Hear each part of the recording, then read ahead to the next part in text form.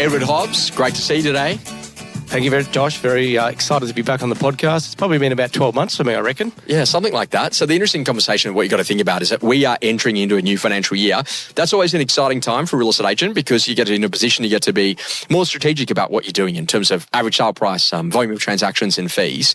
And, starting out and having a look at that conversation now, like literally, 100 plus sort of transactions per year now for you, that's, at the top of the echelon. When you first started, was it ever going to be that? Was that always the goal from day one of Edward Hobbs first starting out in residential real estate? Oh, look, you progress obviously through the years, don't you? And some incredible training. We're just doing some recaps today, but some incredible ideas that have come out and some new financial pieces. One good thing we took from today was why should buyers buy now? Work through those. I reckon there's some couple of good green light moments for the audience there.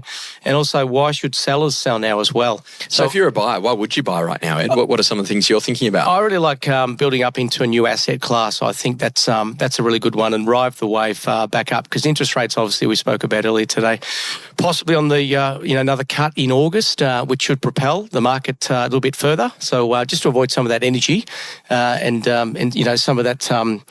Those extra transactions I think will come through in spring. So when you say about asset class, that's like a one-bedroom unit maybe versus like a three-bedroom house. And traditionally, maybe houses go up more than what units do. The other reason why people will be buying right now is that maybe you're buying an asset that's $100,000, $200,000 or $300,000 cheaper than what it might have been a couple of years ago.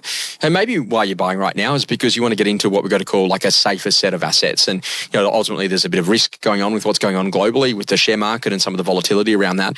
And people are wanting to turn to good, solid residential real estate in terms of investments.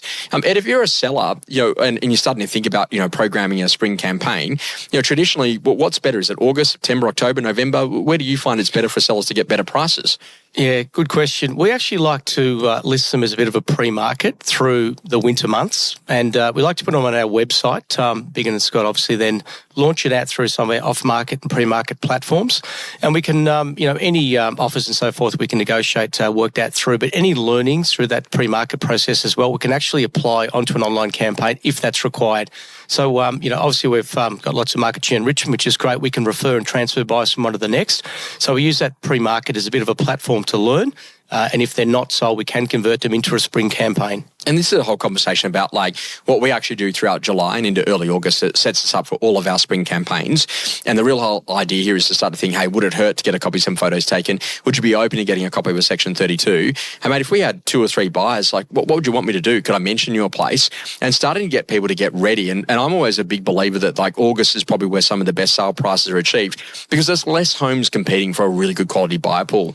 By the time we get to November, and Ed, we've always been there after Melbourne Cup, the stressed and distressed sales, where you've got properties that all of a sudden that are not selling. There's a lot more listings that are available. There's not as many buyers coming through. And all of a sudden you can actually see some sale prices actually, probably sell for less than what they might have actually achieved if they go through August.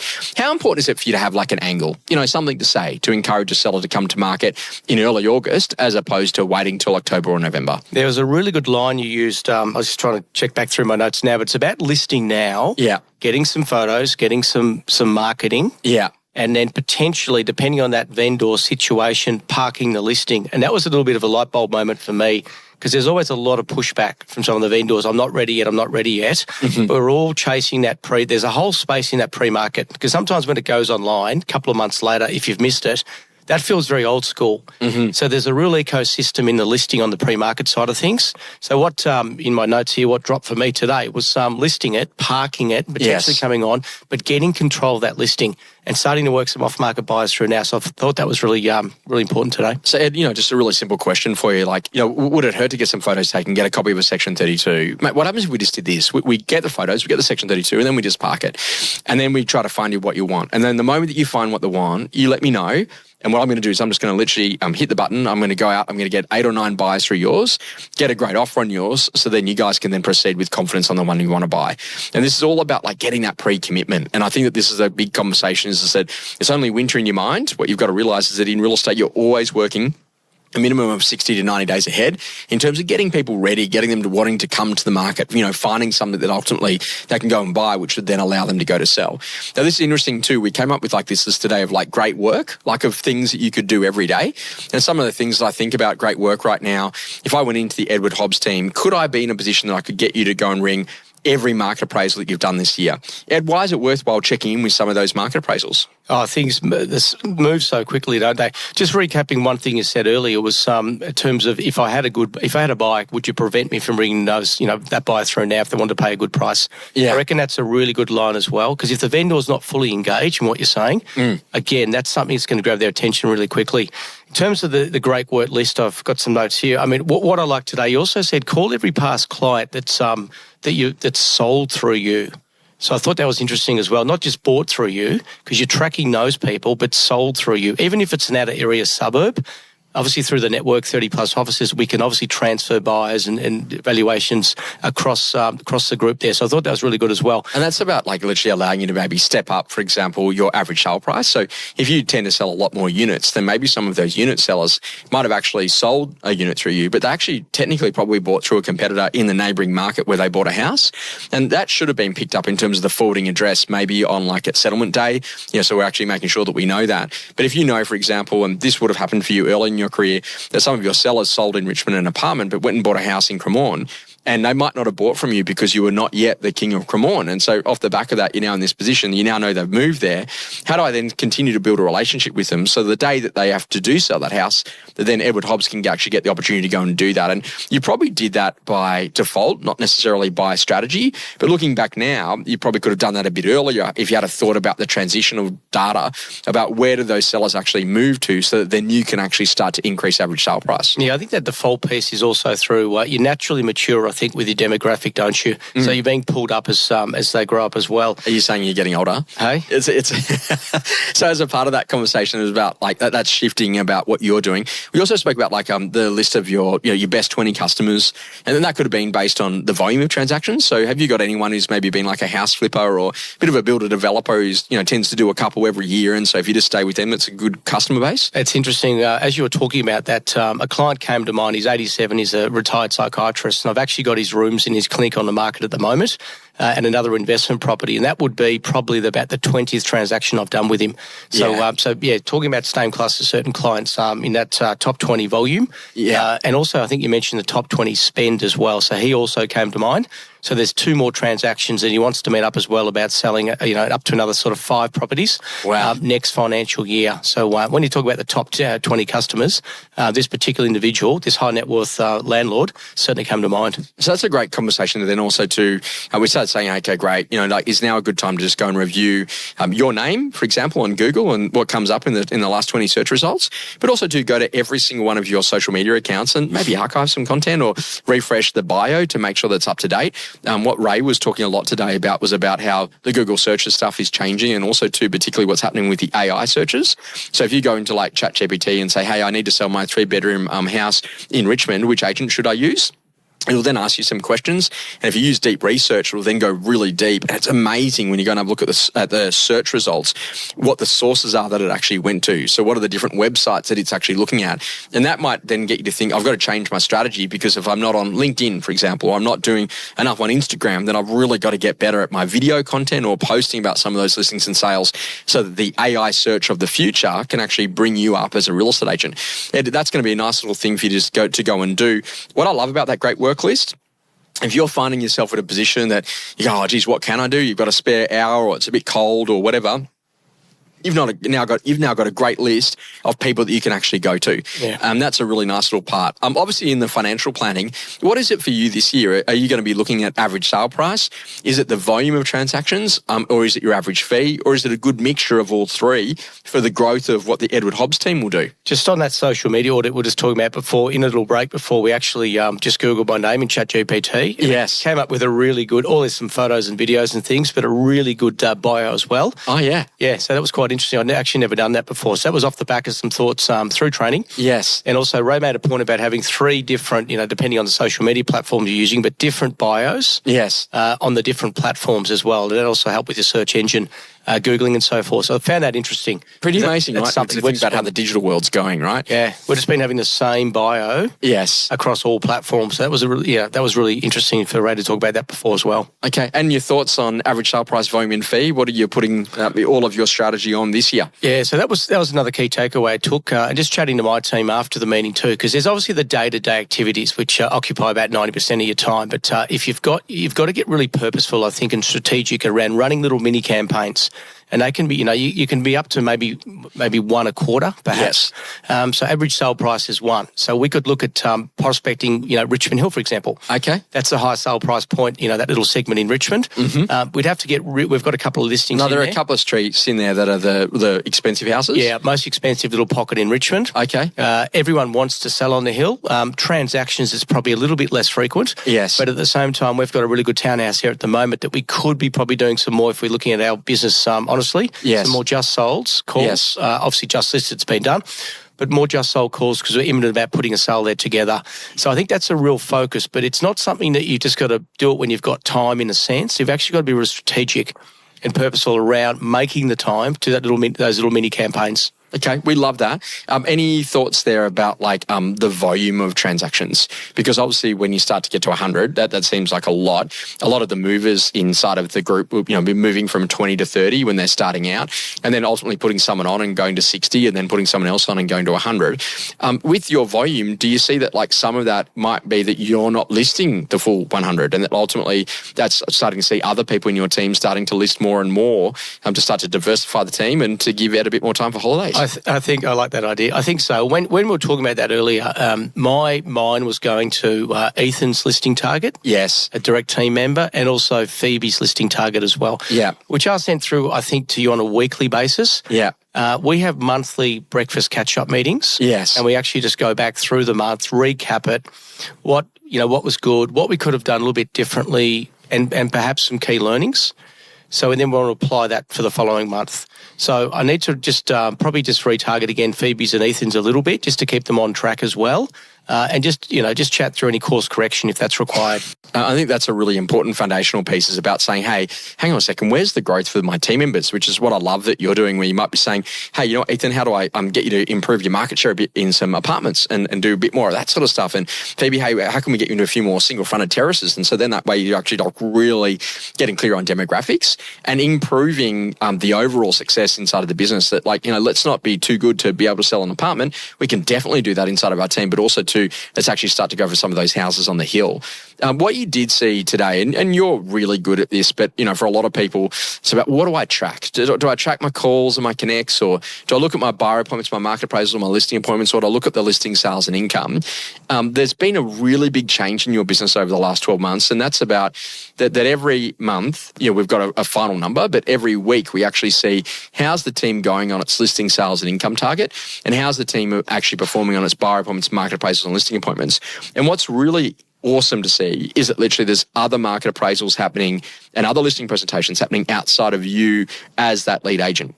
How important is that for the confidence of your team, for growing volume, for allowing others to have that confidence that they can list and sell and not just be an adjunct or a sideshow, but actually are the main show now inside of Edward Hobbs's team? Oh, look, I take on my role as being, part of a mentor for the team, and to coach and to lead and to, hold their hand and really grow them through the processes and things. That measurement piece you just discussed around the results, so listing sales and income, and then the outcomes, which is the BAPs, MAPs and LAPs, I think is really, really important because it does chunk it down a little bit and gives them an understanding about what we're doing on a monthly but also on a weekly basis. Then there's the activities as well, the calls and, all those sort of things associated with that. But what's really helped us is to get that structure. So Phoebe obviously every Friday morning emails you the results, listing sales income for that particular, that's progressive through the month, but also the outcomes as well. So we've got to make sure that, the guys are contributing in terms of the market appraisals, the listing appointments, because I can't go on every one, as you know, and there's certainly some in outer suburbs and outer areas and things that the guys fully handle themselves. So that's got to be really good for their own confidence and their own leadership skills, because my ultimate goal is to progress them through the ranks and get them to be a standalone agent themselves. And this is a great thing, is that they're already being standalone agents inside of your own team now, but they're in a position that they've got the safety of the team, but also to the volume of the team. And this is a great thing for agents about like to really thinking about the vision. So if you go and have a look at that, the new financial year lets you go to reset that vision. If you found someone and they're on a bit of a plateau, what are some things that you would say to them to get them off that plateau and, you know, out there rechasing something new and a bigger and better goal? I always like to find out the why in our guys. What's motivating them? You know, what's out in front that they're looking forward to? Quite often they're a little bit flat, a little bit stale. They may not have a holiday or something, or, you know, a weekend away or something.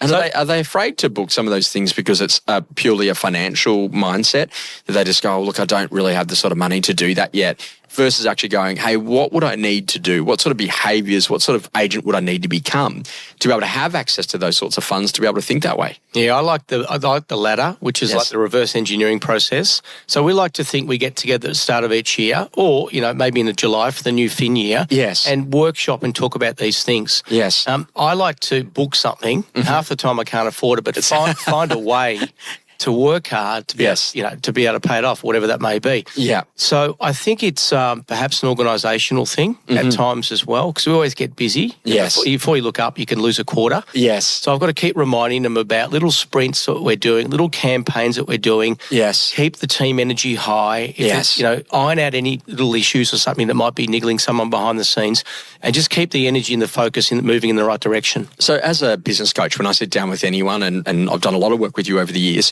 is I say, okay, great. So let's talk a bit about intent. So where do you want to go and what do you want to do? And so you might say to me, Josh, I want to do 100 transactions. Okay, great. And we're going to do that over 10 months because I'm going to allow 8 weeks a year for you not to be at a full team, for people to be on holidays, for you to be away. So now we know that we've got to go and do those 10 sales. In order to do that, we're going to need to list a bit more than that. So that's probably 12 listings that we've got to win. In order to do that, you don't win everything. I know people are amazed at that, but that's true. And so that might mean that you have to go to 16 listing presentations now to actually list 12, to then actually go and sell your 10. And then how many market appraisals do you need to go to? And that's not necessarily fair because you've got lots of past clients and lots of market appraisals and lots of social proof in market. So a lot of what you tend to go to will be more closer to selling, I'm going to presume. And this is interesting, whereas someone newer in the team might do a lot of appraisals to actually find the seller, unless they're really good at their qualification skills when they're at open homes or how they go to generate those leads. Why that's important is that then that really just gets you to understand, you know, where the business is at and what you're doing in terms of your appointment numbers. And then you just have this predominant idea that from when your car leaves home in the morning until when your car gets home at night, you're either on the phone or you're in front of a customer. How important is it, you know, Ed, for people to just have that very simple philosophy, like just be on the phone or in front of a customer doing an appointment? That will actually help you to build a great real estate career.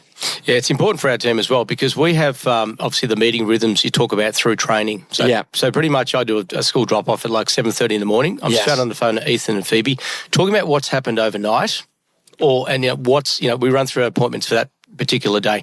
Any listings we're chasing, any sales that are going ahead, or, you know, there could be any issues there we need to work through. Lunchtime meetings, of course, just to recap where things are at. And then we have a bit of a loop back meeting around about 3 o'clock in the afternoon as well.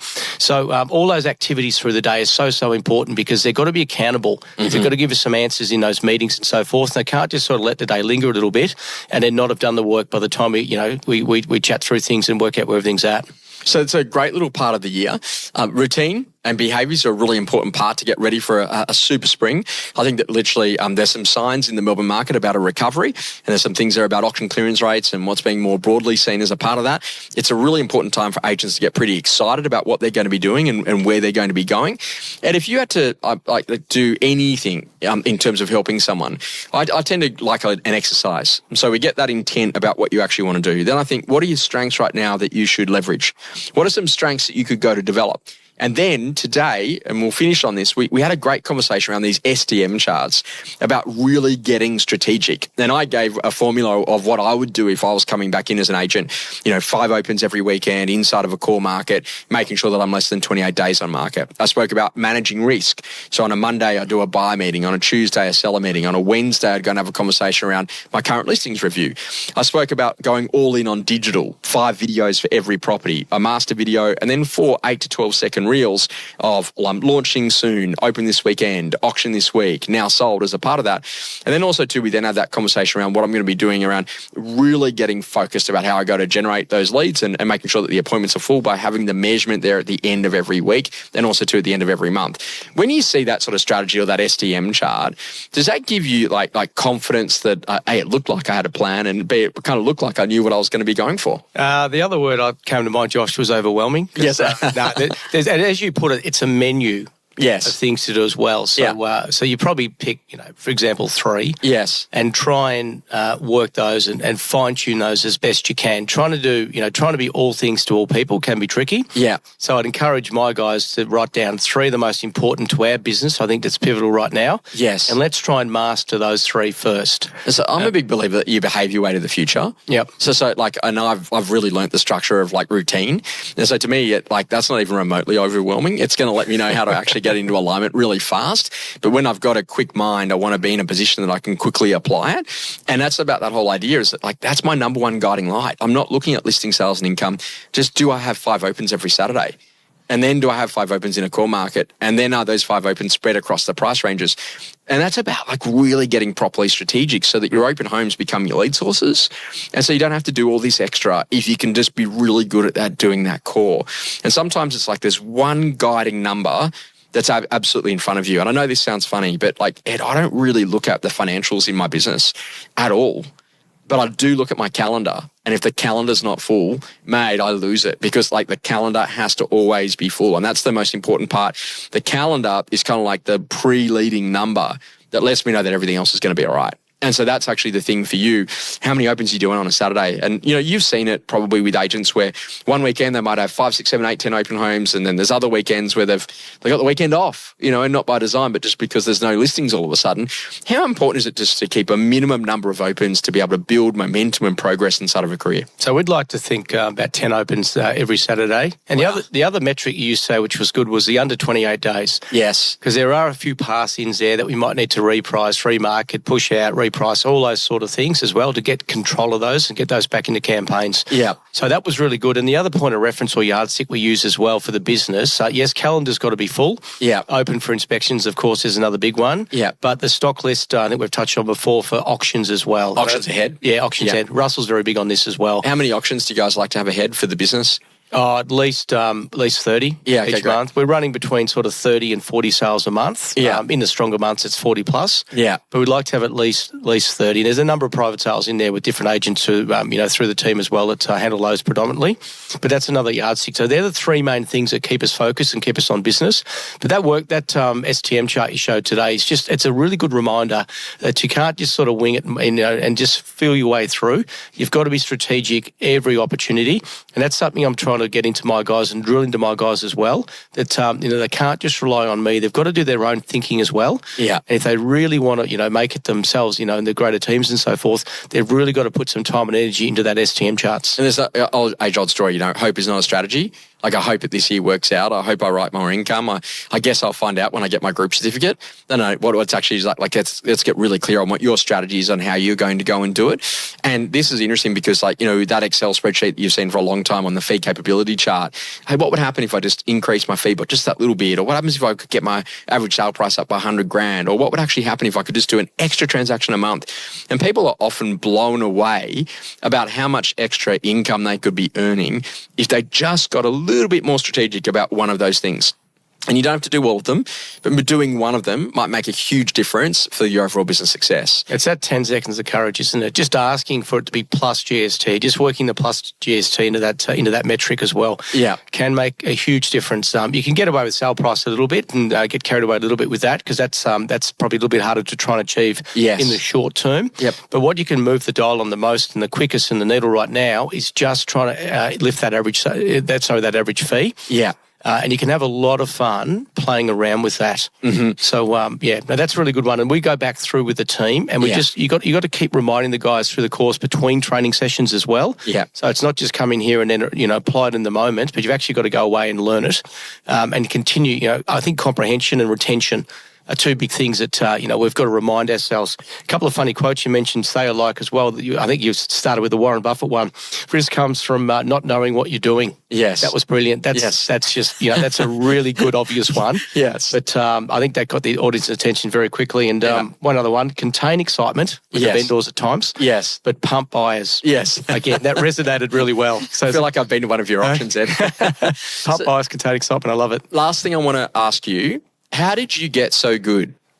Because I can say you're still taking notes today, 20 plus years in the industry, and yet I've got other people that, might come to the same training session, don't write any notes. Is writing notes a really basic thing for retention? Does that help the mind to think it over, to now absorb it, to actually then go and put it into practice and use it in your day-to-day practice as an agent? It's funny, I've got 4 pages, but look, it is for retention because sometimes I need, what's the book here? Jim Collins, BE? Yes, Entrepreneurship 2.0. Yeah, so I've read that. I think Ray's read that as well. Yes. I've read it once, but I'm actually reading it a second time. So good. For that retention. Mm-hmm. So there's a lot in there. So I reckon I take notes because, there's a lot of things, obviously, and there's a lot at the training here. Yeah. And a lot of things thrown at you. So I've actually got to scribble it down to be able to go back and read it and learn it later. Yeah. But I've also got an inbuilt interest in improving. Yes. So whether or not that's real estate or, that's my goal for, that's going on a new trip or something and learning new experiences, I've just got a bit of a thirst and energy there to try new things and continually improve. So, that's I've got a list of 10 things that make me happy and put me in the right frame of mind. Yeah. Self-improvement is one of those. Yeah. And if that's applicable in my real estate career or, other sporting career events and so forth, it's the same principles apply. Ed, you come to every training session. You've been every time I've ever been. Why the discipline to do that? Because there's others that don't, but you are writing, some of the best numbers inside of the whole group. You're still here. Well, there's always so much we can learn from you, Josh. And, each time, Russell and I always do a little bit of a recap. So he'll call me after the training session. Yeah. And there's a couple of key things that we'll talk about that we've learned from the training session. So I think everyone can certainly benefit from just the increased energy. Mm-hmm. We always come away feeling far better off with the experience of coming to training. And even if you're a little bit flat coming in, we lost a listing this morning before 8 a.m, but leaving training, you're in a completely different mindset. Yes. And frame of mind and energy and appetite to go and attack that spring market. So it's obviously your knowledge and, what you're putting out there, but it's also your energy and your thinking and what we can apply to our real estate businesses. Ed, I've got one last little quote, and this is one of my favourite ones at the moment. People are far too loyal to their distractions to ever achieve their potential. Yep, interesting. Yeah. And I just think about that, like they're on their phones, they're scrolling, they're looking at other things rather than doing what they should be doing, which is getting back out there in front of buyers and sellers. Edward Hobbs, it is awesome to have you inside the network. Thanks for being such a great role model in what you do on the day-to-day basis. And most importantly, for getting great growth for the Big & Scott brand. We look forward to seeing you in future episodes. Thank you very much, Josh.